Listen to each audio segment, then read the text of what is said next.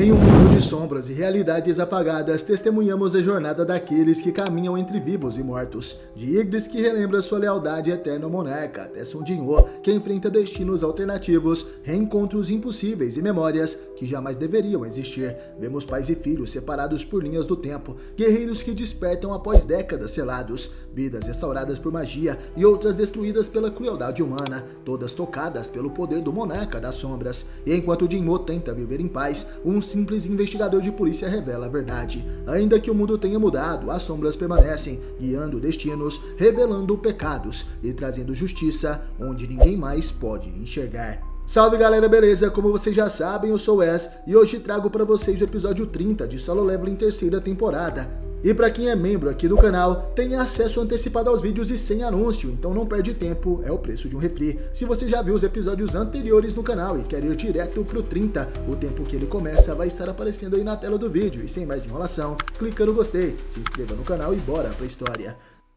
Me chamo Antares, sou o primeiro monarca nascido na escuridão e o monarca mais forte, o rei que governa todos os dragões e uma existência que representa o medo e destruição. Sim, todos que conheço me respeitam e me reverenciam, me chamam de Imperador Dragão. Mas repentinamente, em um dia comum, enquanto me espreitava em uma rachadura dimensional com milhões de soldados para atacar a Terra, de repente eu acordei e estava no corpo de um humano. Nesse momento vemos que o monarca da destruição acordou no corpo de Sung Jin-woo, aquele mesmo Sung que era um caçador de rank E. Ele não entende o que fazia em um corpo tão fraco, aquilo era patético. Provavelmente essa é uma outra realidade. O monarca da destruição dizia: o nome deste humano é Sung Jin-woo, um adolescente que está trabalhando como caçador de rank E em um país chamado Coreia do Sul. Por ter uma habilidade inútil, teve vários encontros com a morte, mas ainda assim, ele nunca desistiu de trabalhar como caçador. O motivo dele continuar é porque sua mãe está doente. Antares percebe que o corpo deste garoto está cheio de cicatrizes e feridas. Ele dizia: eu poderia facilmente curar algo como uma doença com minha magia.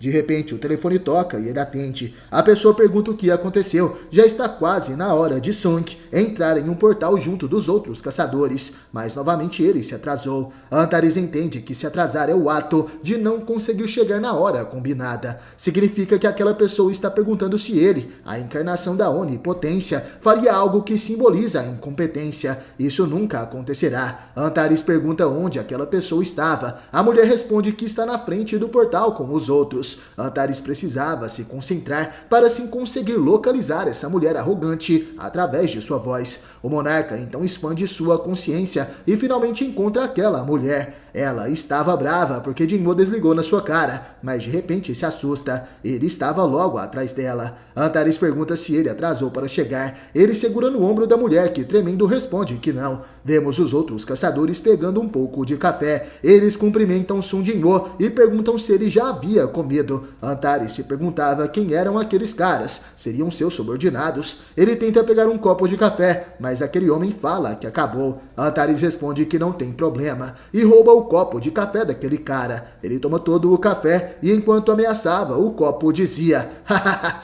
os fortes tomam o que os fracos possuem. Isso é senso comum para nós monarcas. Os outros caçadores diziam que Sung estava meio estranho hoje. Seus olhos estavam diferentes. Ele transmitia uma vibe assustadora. E de repente Lee Jun-hee se assusta ao ver Jin-woo. Ela pergunta se ele se machucou novamente. Antares percebe que os humanos são bem barulhentos. E Lee Jun-hee pergunta o que aconteceu com seu amigo. Mas naquele momento a raid estava prestes a começar. O caçador Song Shi-yu dizia: faremos uma boa raid hoje. Não sei se deveria dizer isso, mas estou pensando em liderar todos como líder do grupo. Todos concordam. Song Shi-yu tinha o maior rank entre os caçadores daquele lugar, por isso todos concordavam facilmente com isso. Todos começam a entrar no portal e em pensamentos Antares fala que aquele lugar era suspeito. Os portais que aparecem na Terra são definitivamente truques dos governantes, mas porque sinto a energia de um monarca dentro desse portal, eu preciso checar. Antares diz que vai entrar no portal e Kim San-shik falava: Senhor Sung, fique atrás de nós, assim não vai se machucar. Antares pensa que aquele é um subordinado leal, se preocupando com o precioso corpo de seu senhor, mesmo sendo apenas um humano fraco. Antares entra no portal e com suas garras ele destrói rapidamente vários monstros que aparecem à sua frente. Kim San-shik e Song Chi-yu percebem que alguma coisa muito estranha está acontecendo com Sung hoje. Ou talvez os monstros daquela dungeon seriam extremamente fracos, porém os caçadores não conseguiam nem sequer enxergar os movimentos de Jinwoo. Antares destrói todos os monstros sozinho e dizia: "Ei, o que estão fazendo? Vamos por aqui." O líder Song Chi-yu diz que eles precisam votar para decidir esse tipo de coisa, porém em um instante Antares avança e acerta um golpe em Chi-yu, deixando ele inconsciente. Ele pergunta se algum outro caçador deseja votar e todos ficam quietos e o monarca diz que entraram em um consenso. Os caçadores que seguiam Antares diziam: "Não estamos nos aprofundando um pouco demais na masmorra? Há quanto tempo já estamos andando? Já se passaram 40 minutos. Já que o portal fecha 1 hora depois que o chefão é derrotado, temos por volta de 20 minutos extras. Espera, tem uma porta no fim da caverna. É minha primeira vez vendo algo assim. Que estranho. Será que esse lugar é perigoso?" Antares percebe que seus novos subordinados estão desconfortáveis, mas concordo com eles. Esse lugar é perigoso e eu consigo sentir um poder imenso vindo lá de dentro. Antares então abre aquelas portas. Os outros caçadores ficam com medo. Antares rapidamente pega um dos caçadores e joga dentro daquele salão. Aquele era um teste para ativar armadilhas. Ele estava usando os outros caçadores como se fossem cobaias. O caçador cai no chão e pergunta o que Sung Jinwoo estava fazendo, mas ele apenas responde: "Não aconteceu nada, podemos entrar." E de repente as tochas daquele lugar se acendem e vemos várias estátuas gigantes. Os caçadores estavam surpresos e se perguntavam que lugar seria aquele. Vários fogos apareceram. Isso é legal. Nunca vi uma masmorra assim. Beleza, pessoal, vamos nos espalhar e checar a área. Cara, aquele ali é enorme, não é o chefão? Os caçadores estavam surpresos ao verem a gigantesca estátua sentada no trono que estava no meio daquele lugar. Antares diz para os caçadores olharem aquela estátua que segurava os mandamentos. Aqueles eram caracteres rúnicos que estão escritos na placa de pedra. Os caçadores se perguntam se alguém sabia ler aquilo. Antares pensa que todos esses humanos são estúpidos e não sabem ler algo assim. Ele dizia: "Os mandamentos do templo de Caternon." Li Ju-he fica com medo e segurando na camisa de Jinwoo, ela dizia: "Ei, olha aquela estátua enorme." Antares pede para ele soltá-lo e continua lendo os mandamentos. Primeiro mandamento: adore a Deus. Segundo mandamento: louve a Deus. Terceiro mandamento: prove sua fé. Aqueles que não seguirem esses mandamentos não poderão retornar vivos.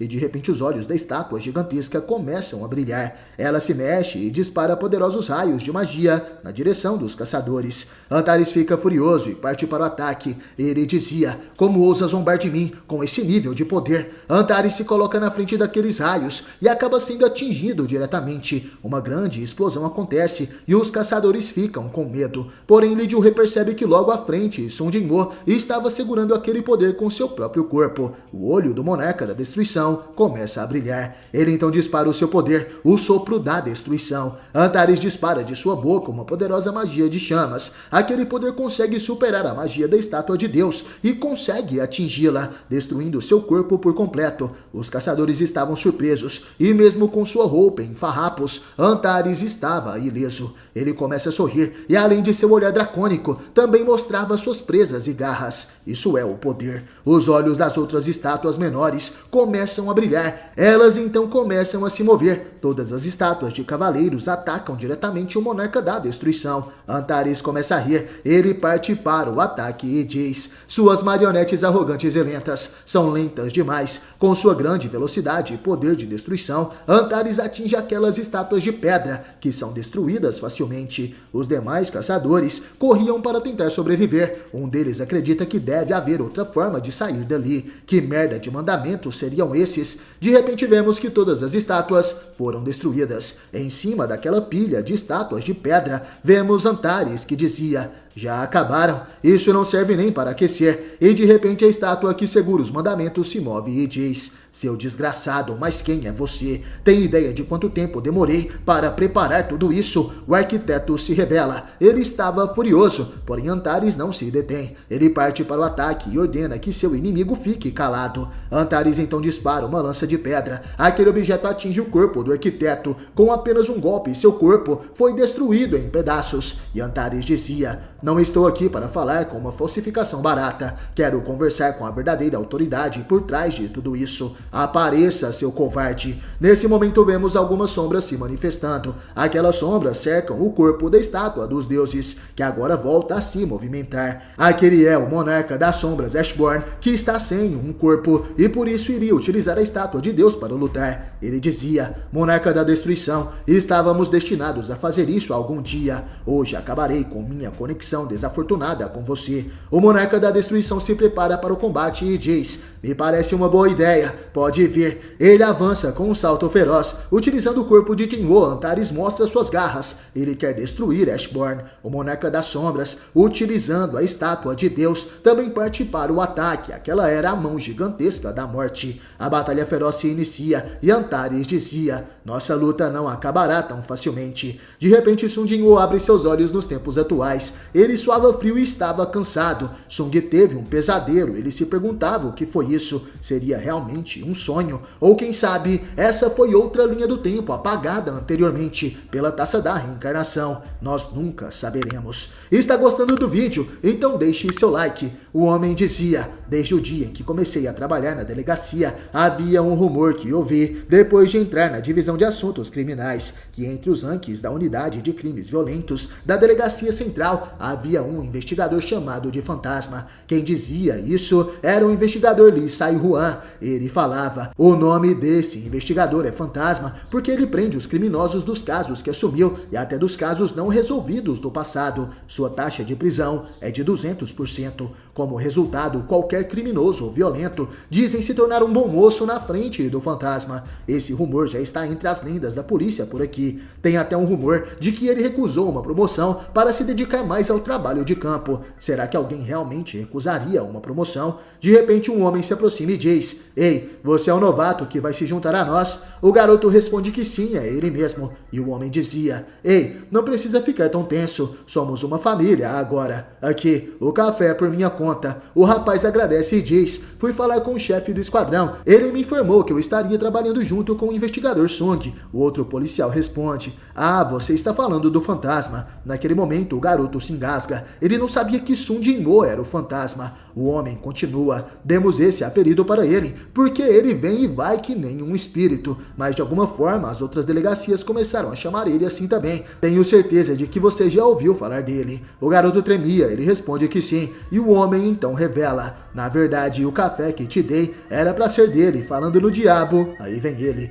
Sung chega naquele local. O garoto estava com medo, ele bebeu o café que era para o seu veterano. Este homem é o Fantasma da delegacia principal. Sung cumprimenta o outro policial e pergunta se aquele garoto era o recruta. O homem responde que sim, seu nome é Lee Sai-Huan. Sung abraça o garoto e diz que vai treiná-lo. O outro policial deseja boa sorte. Sai-Huan se perguntava se Sung estava irritado por ele ter bebido o seu café. Ele pergunta para Jinwoo para onde iriam. Sung, porém, faz outra pergunta: por que você se tornou policial? O garoto responde que queria prender os bandidos. E Jinwoo sorri, então diz: pois é isso mesmo que vamos fazer. Foi por isso que eu virei um policial também. Você vem? O garoto responde que sim. Ele estava animado e dizia em pensamentos: e pensar que eu aprenderia a prender criminosos com o próprio Fantasma. Alguns dias se passaram e o garoto estava exausto. Os outros policiais se perguntavam qual o problema dele, voltando cansado e tudo mais. Ao que parece, ele ficou assim depois de prender alguns bandidos o dia todo com o investigador Sung.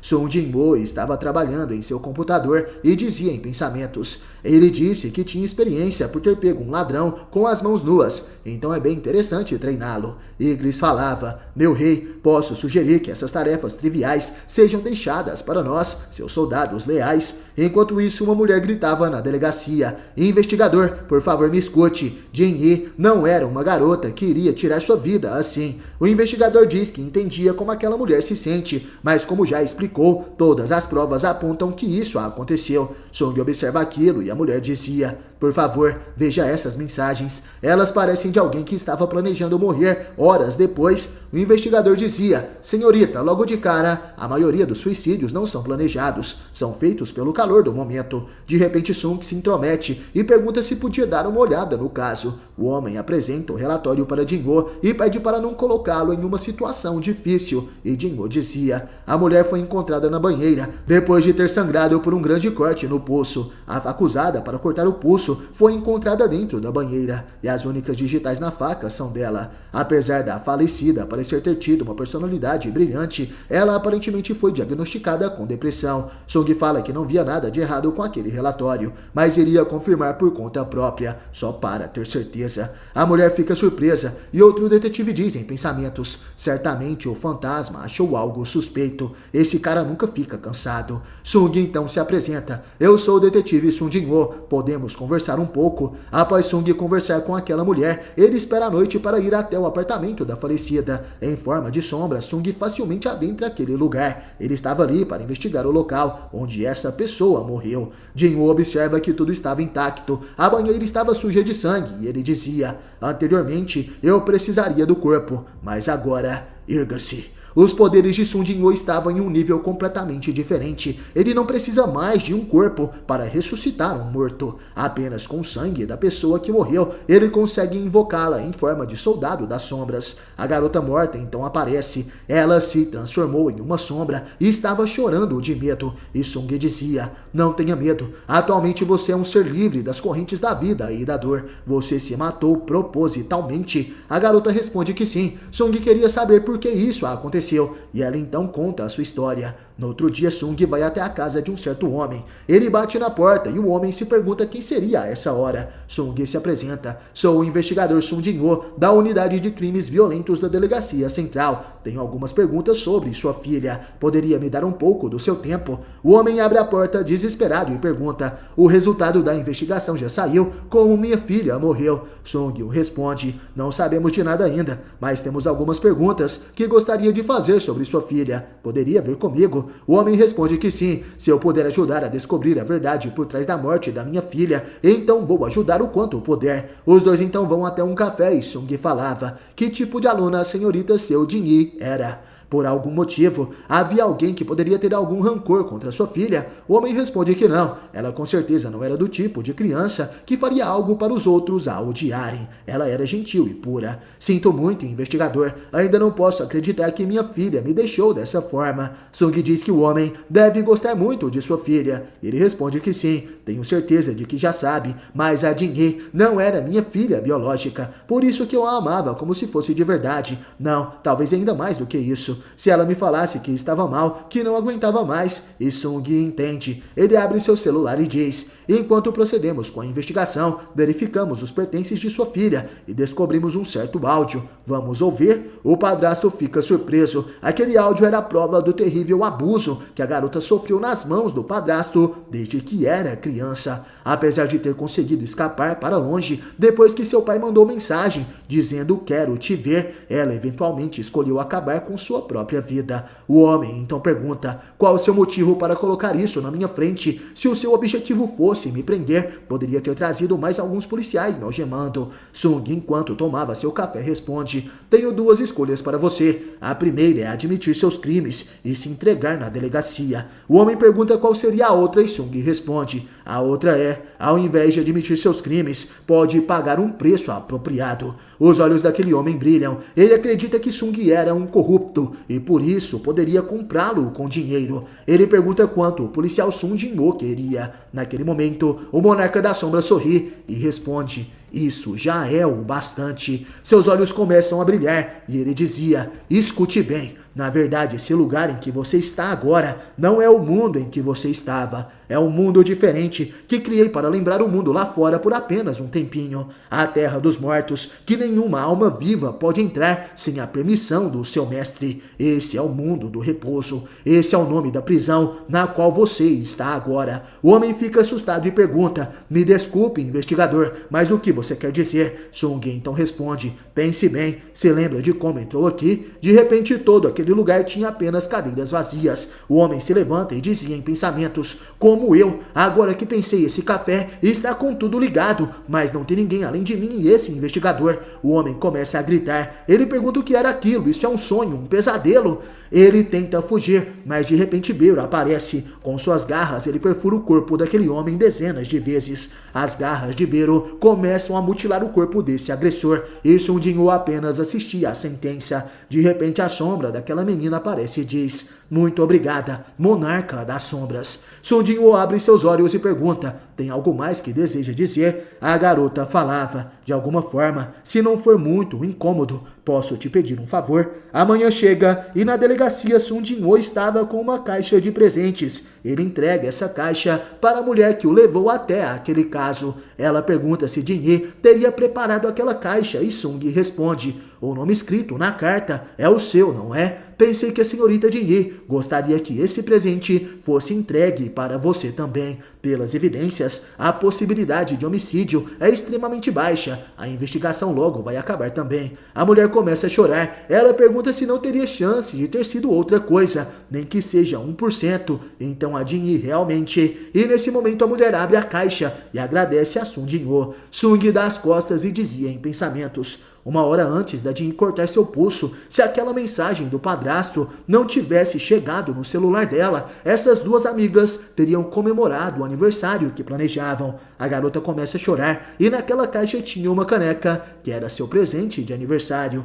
Vemos Jin-ho que dizia: grande irmão, dessa vez eu prometo que vou pedir a Jin-ah em casamento. Após ouvir aquilo, Jin-ho fica paralisado. Aquela era uma situação um tanto inesperada e também desconfortável. Jin-ho continua: irmãozão, eu tô falando sério, vou confessar meus sentimentos para ela hoje, mas será que ela vai gostar do anel? Sung responde que não sabe, ele não era muito bom com esse tipo de coisa. E Jin-ho responde que estava tudo bem. Pra falar a verdade, eu não sabia o que ela poderia querer, por isso preparei vários presentes. Na verdade, tem um prédio novo, prestes a ser construído nos terrenos da empresa. Então, assim que a senhorita Jin-ah se formar na faculdade de medicina, poderíamos construir um hospital. Sung fica surpreso e pergunta: espera aí, por acaso o custo estimado para a construção desse prédio é de uns 30 bilhões de won? Jin-ho fica surpreso e se pergunta como Sung sabia dessas coisas. Sung Jin-woo então se lembra da outra realidade, onde ele negou a proposta de entrar na guilda Tigre Branco para se aliar a Jin-ho. A proposta da guilda Yojin foi esse prédio de 30 bilhões. Sung acredita que realmente o destino tem formas estranhas de agir. Jin-ho não precisa dar tantos presentes para provar o seu amor assim. Você é um bom homem, só seja você mesmo. Ao ouvir essas palavras, Jin-ho começa a chorar. Será que pode me dar um abraço, irmãozão? Sung responde que não, mas mesmo assim, Jin-ho pula em seus braços. À noite, Sung chega em sua casa, ele abre a porta e diz: eu voltei. Quem o esperava era ninguém menos do que sua esposa, Cha-ha-in, e seu filho Sung Soo-ho. Ele fica surpreso de ambos estarem acordados e Cha-ha-in responde: sim, mas por que você saiu para beber se nem fica bêbado? E Sung responde: o Jin-ho disse que precisava me contar algo importante, por isso fui encontrar com ele. Cha-ha-in pergunta se ele finalmente decidiu. Sung responde que eles ainda precisam esperar para ver, mas o Soo-ho ainda está acordado a essa hora. Sung pega seu filho nos braços e Cha-ha-in fala que Soo-ho tinha cochilado bastante durante o dia. Sung então percebe algo e pergunta: o que deu naqueles dois? Ele estava falando de Ygritte e Berion, que estavam brigando. Berion dizia: o que quer dizer com não podemos ensinar o caminho da espada ao jovem mestre Soo-ho? Acha mesmo que sua sugestão faz algum tipo de sentido, Ygritte? O comandante Ygritte então responde: sucesso acadêmico é o medidor da capacidade de uma pessoa neste mundo, Berion. Sung então responde: ei, vocês dois, está tudo bem, caso seja esgrima ou estudos, mas que tal se preocuparem comigo isso só depois que o garoto aprender a andar. Aproveitando a brecha, Tia Rain dizia: e que tal também você chegar cedo em casa todos os dias, até ele aprender a andar. Sung fica sem jeito e fala que está tudo bem. E no outro dia de manhã, Sung estava trabalhando na delegacia. Seu chefe o chamou. Sung então vai encontrar com ele e aquele é o Oh Jin-chul, o chefe de polícia. Ele dizia: ouvi dizer que você ainda está interferindo nas investigações dos outros investigadores. Peço para que não passe dos limites e não faça os outros investigadores te odiarem, caçador Sung Jin-woo. Sung responde que não era mais um caçador e Jin-chul agora estava mais velho, com diversos cabelos brancos. E ele dizia: mesmo não sendo mais um caçador, é muito mais conveniente me referir a você assim. De qualquer forma, ficou sabendo que o guardião legal da vítima de suicídio, o pai da garota, desapareceu de repente alguns dias atrás. Sung responde que não ficou sabendo. Jin-chul fala que isso é uma grande coincidência. Até mesmo as câmeras ao redor da casa do homem pararam de funcionar justo quando ele desapareceu. O que quer que decida fazer, eu confiarei em você. De qualquer forma, não te chamei aqui para isso. Jin-chul entrega um papel para Sung, que pergunta: o que é isso? Jin-chul então responde: pensei que fosse gostar de saber. O presidente da associação, Go Gun-hee, está em estado crítico. Jin-chul começa a chorar. O presidente Go Gun-hee novamente está à beira da morte. Sung, ao saber disso, vai até o quarto de hospital onde Go Gun-hee estava. O presidente estava ligado a um aparelho de oxigênio e tentava descansar, porém mesmo chegando de forma sorrateira, Go Gun-hee consegue sentir a presença de Sung e abre seus olhos. Ele estava fraco e pede para que Sung Jin-woo retire a máscara de oxigênio para ele falar. Com a voz trêmula, Go Gun-hee diz que era bom revê-lo. Você voltou de novo, jovem rapaz. Na verdade, eu estive procurando por você por muito tempo. Sung pega mais uma poção de água da vida e diz: se quiser que essa doença seja curada. Porém, antes que pudesse terminar a frase, Go Gun-hee dizia: eu vivi por muito tempo. Consegui concluir tudo o que tinha para fazer nos 10 anos que você me deu. Isso já foi o bastante para mim. Na verdade, tenho um pedido para fazer. Antigamente você me disse que houve um mundo onde lutamos lado a lado, estou certo? Será que você poderia me mostrar este mundo? Me mostre as batalhas que lutamos. Quero saber também como eu e você éramos naquela época. Sung então responde: essas podem ser memórias que você não gostaria de recuperar. E Go Gun-hee sorri e responde: tudo bem, só quero recuperar as memórias que eu perdi. Sung Jin-woo olha nos olhos do presidente Go Gun-hee e mesmo não concordando com isso, ele realiza seu último desejo. Ao tocar o braço de Go Gun-hee, ele devolve para o presidente as suas memórias. Go Gun-hee se lembra do dia que se encontrou com Sung Jin-woo e se apresentou pela primeira vez. Caçador Sung Jin-woo, prazer em te conhecer. Meu nome é Go Gun-hee. Sung nesse dia falou que queria lutar. Isso foi o suficiente para ele ganhar o respeito do presidente. Go Gun-hee também se lembra da raid na ilha Jeju. Uma ilha a mais de 150 quilômetros da ilha Jeju foi atacada. Como os monstros podem voar, eles podem alcançar não só o litoral, mas também Mokpo. Após a vitória contra as formigas, houve o funeral para homenagear todos os caçadores que morreram. Após o funeral, Sung e Go Gun-hee têm um encontro. Jin-woo queria abrir sua guilda e Go Gun-hee diz: está pensando em abrir uma guilda? As pessoas que possuem a licença de caçador Rank S não precisam de uma permissão separada para se tornarem mestres de guilda. Tudo o que precisa fazer é ligar para a associação. Go Gun-hee também se lembra de Tia Rain, perguntando por Sung Jin-woo após a batalha contra o arquiteto. O presidente também lembra da sua promessa: irei te dar as melhores condições que eu puder, e então vai continuar aqui. Ele também se lembra do encontro que teve com o presidente da Associação Japonesa de Caçadores. Go Gun-hee estava furioso. Muitas pessoas morreram por culpa deste homem. Ele dizia: a culpa da morte de Goto Ryuji, da guilda Drowsworld, a culpa de não conseguir controlar as guildas coreanas e dividir as forças delas, e a culpa de causar grandes sacrifícios, tentando truques falhos. Não posso deixar o país inteiro, ou melhor, a Ásia inteira ficar em crise por causa de você, um único homem. Go Gun-hee também se lembra da sua batalha final, quando seu corpo foi controlado pelo fragmento de luz mais brilhante na luta contra Silat. O fragmento de luz mais brilhante dizia: então você separou o escritório do presidente da associação e o prendeu na fenda entre dimensões. Nada mal. Ele também se lembra que Sung Sung tentou salvá-lo naquela realidade,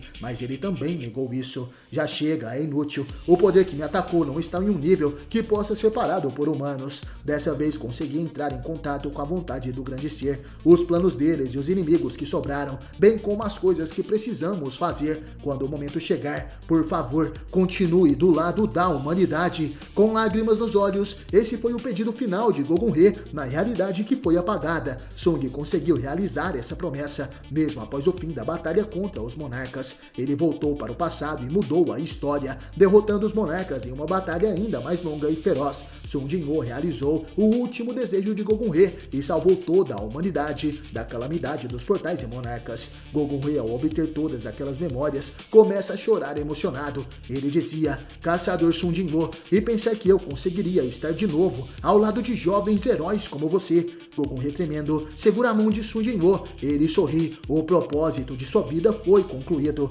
Os olhos do presidente começam a se fechar e ele dizia em pensamentos: sob esse caloroso raio de sol, mesmo que eu acabe como um cadáver frio, essa glória que vive em minhas memórias permanecerá eternamente e calorosamente. Os sinais vitais de Gogun-He acabam e Sung Jin-Woo estava ali ao seu lado em seus últimos momentos. Ele enxuga as lágrimas de Gogun-He e se despede de seu amigo. Adeus, você também foi um herói que sacrificou tanto pelo bem dos outros. E após isso, Sung Jin-Woo andava pelo parque. Já era tarde e ele recebe uma ligação de sua esposa. Cha-Rain estava desesperada e Sung pergunta o que aconteceu, qual o problema com Su-Ho. Cha-Rain diz que Sung Su-Ho estava voando pela cozinha, junto de todas as panelas, produtos de limpeza, pratos e comidas. Enquanto a mãe de Su-Ho estava desesperada, o garotinho dava gargalhadas e observando aquilo, Ygritte e Belion batem palmas orgulhosos. Mesmo antes de aprender a falar ou andar, Sung Su-Ho já consegue utilizar o toque do dominador. Sung não fica muito surpreso. Ele se lembra do que Jin-Ho falou.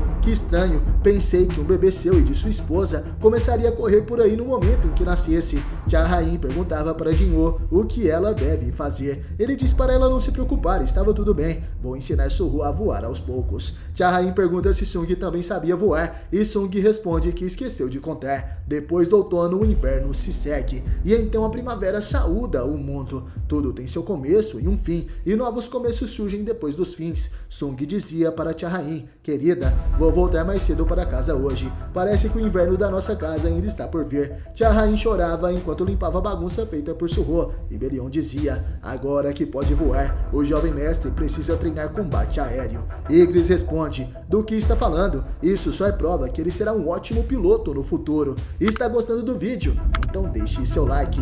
Beru se lembra de seu passado. Na ilha Jeju não havia mais comida. As crianças estão devorando umas às outras. Naquela terra não havia mais comida para as famílias do reino. Por isso a rainha criou Beru. Os cidadãos daquele reino precisavam do soldado mais poderoso para liderá-los. Pelo reino, faça todos os inimigos que cruzarem nosso caminho tremerem de medo. Faça todos os inimigos que cruzarem nosso caminho tremerem. Beru nasceu e derrotou vários caçadores de rank S do Japão. Ele dizia: não há reis lá fora. Beru nasceu com o objetivo de matar os vivos. Ele se perguntava se ainda existem mais daqueles que se chamam de reis. Apesar de todas as criaturas vivas lhe olharem com olhos de terror, foi a primeira vez que vi aquilo. Beru se aproximava de Sung Jin-Woo e perguntava se ele era o rei dos humanos. Sung acha intrigante um inseto que consegue falar, e Beru fica próximo de Jin-Woo e emite um poderoso rugido. Porém, nesse momento, Sung sorri e responde: agora sim, você está agindo como um inseto. Essa foi a primeira vez que Beru encontrou alguém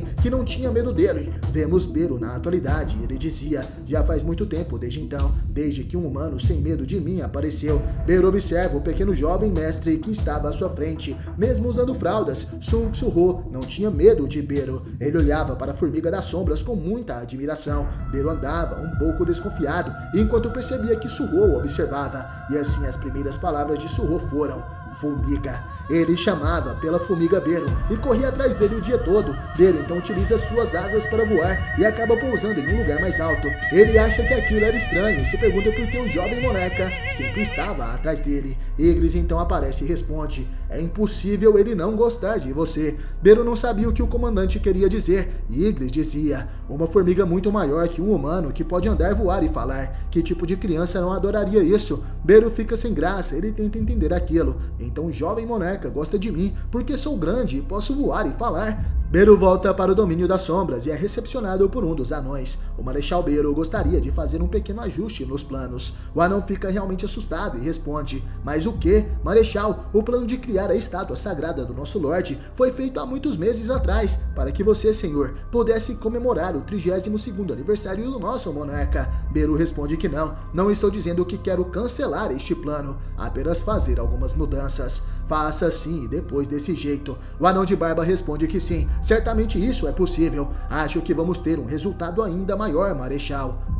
Mas acho que vamos precisar de mais membros do que temos. Seria aceitável mobilizar os demônios do castelo demoníaco criado pelo arquiteto. Beru responde: muito bem, então vou cuidar de alguns assuntos primeiro. Vemos a bela casa de Sun Jinwoo. Alguns ladrões observavam aquele local. Eles estavam dentro de um carro e um deles falava: irmão, vamos mesmo fazer isso? O homem que possui uma cicatriz responde: seu maldito, porque está assustado depois de chegar tão longe. Por causa daquele lixo do Jinwoo, nossa organização foi pelos ares. Não acha que é justo deixarmos nossa marca nele como pagamento por ele nos ferrar tanto? Escutem, somos um quarteto de ladrões. A esposa e o filho daquele investigadorzinho são mortos pelos ladrões que invadiram a casa no meio do dia. Todos entenderam isso. Eles descem do carro e se preparam para entrar na casa. Um dos homens fica surpreso. Aparentemente não existe nenhum sistema de segurança naquela casa enorme. Nesse ponto, a família de Jinwoo estava implorando para ser roubada. O chefe diz para eles não tremerem nem cometerem erros.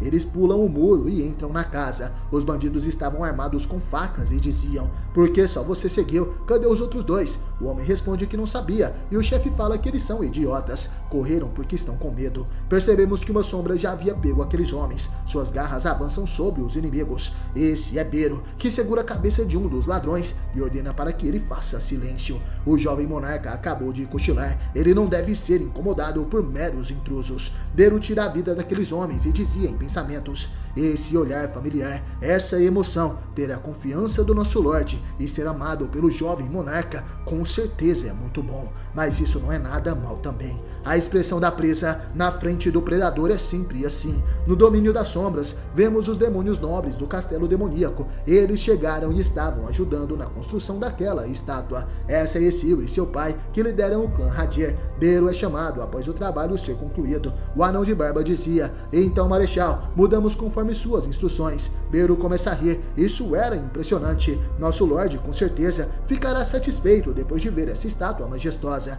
Aquela estátua agora não representava apenas Sun Jinwoo, mas também seu filho Suho. Todos ali presentes estão comemorando. Beru dizia: em um futuro distante, se o jovem monarca puder pisar aqui, certamente será um grande presente. Naquele momento algo inesperado acontece. Suho estava no domínio das sombras, comemorando junto dos outros. Beru escuta a voz e sente a presença do jovem monarca. Ele se assusta e ao olhar para trás, percebe que Suho estava ali, o chamando de formiga. Porém, alguns anos se passam e Cha-Rain é chamada na escola. A professora mostra um dos desenhos de Suho. Cha-Rain pergunta o que tinha de errado com o desenho e a mulher responde: a professora do Suho disse para ele desenhar um amigo nesse caderno. Cha-Rain fica sem jeito. Suho certamente tinha desenhado o Beru ao lado dele. A professora diz que existem mais desenhos assim. Esses foram desenhados quando perguntaram ao Suho se ele tinha algum outro amigo. O garoto desenhou outros dois monstros ao lado dele, sendo Berion e Feng. O próximo desenho é a interpretação do Suho da própria família. Além de seu pai e sua mãe, ele desenhou diversas sombras ao seu redor.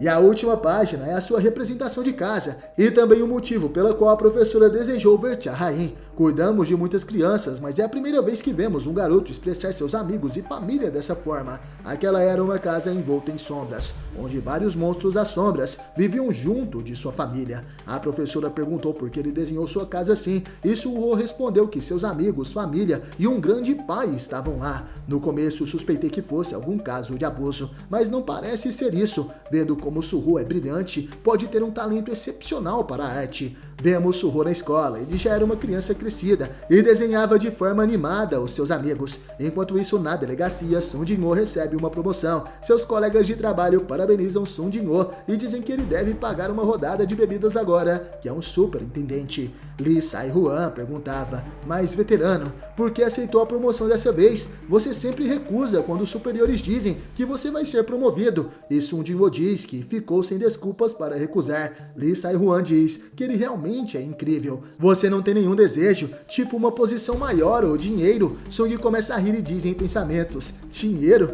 Você acreditaria que tinha uma época onde eu fazia tanto dinheiro quanto uma grande firma de advocacia quando era muito mais jovem do que você? Apesar de pensar isso, Sung responde o seguinte: e está tudo bem, vou pagar a bebida hoje, então pare de puxar o meu saco. Lee responde que não estava fazendo isso, mas pede para ir em um lugar que tenha carne. Após as comemorações, Sung volta para sua casa. Ele observa os desenhos de seu filho e dizia: meu Deus, onde queria achar um garoto de 5 anos que desenha formigas tão bem, e pensar que nosso filho teria talento para a arte. Cha-Hain, porém, estava nervosa. Ela diz que isso não é engraçado e pede para Sung ver a última página. O Suho disse que tinha um pai enorme dentro de um subterrâneo escuro. Parando para pensar: por que você tá rindo? Sung diz que não é nada, ele apenas se lembrou de uma coisa engraçada. Cha-Hain revela que as outras crianças estavam com medo do Suho. Elas ficam pálidas só de ver o Suho se aproximando, mesmo que ele nunca tenha mexido ou gritado com elas. Sung dizia em pensamentos: já que as crianças têm sentidos muito mais puros do que os adultos, podem ter detectado o poder do monarca. As crianças devem estar evitando o Suho porque sentiram a sombra da morte nele, mas esse poder acabou vindo para mim para não ser um desastre, porque originalmente é uma arma terrível escondida dentro do subordinado mais leal do deus do outro mundo, para destruir tudo que criaram. Se os poderes do monarca das sombras, que foram passados de surpresa para Suho, começarem a crescer, será impossível ele viver uma vida comum. Eu preciso restringir seus poderes até ele ter a idade de poder controlá-los perfeitamente, pelo menos. Sung olha suas fotos de família. Na maioria delas, Suho estava com os soldados das sombras. Cha-Hain perguntava o que Sung iria fazer, e ele responde: até Suho poder viver entre outras pessoas sem nenhum problema, vou precisar selar temporariamente os poderes dele e suas memórias dos soldados das sombras. Beru aparece nesse momento. Sung entrega para ele um desenho de Suho. Beru observa aquele desenho e começa a chorar. Ele pergunta para seu rei se ao menos poderia se despedir do jovem monarca.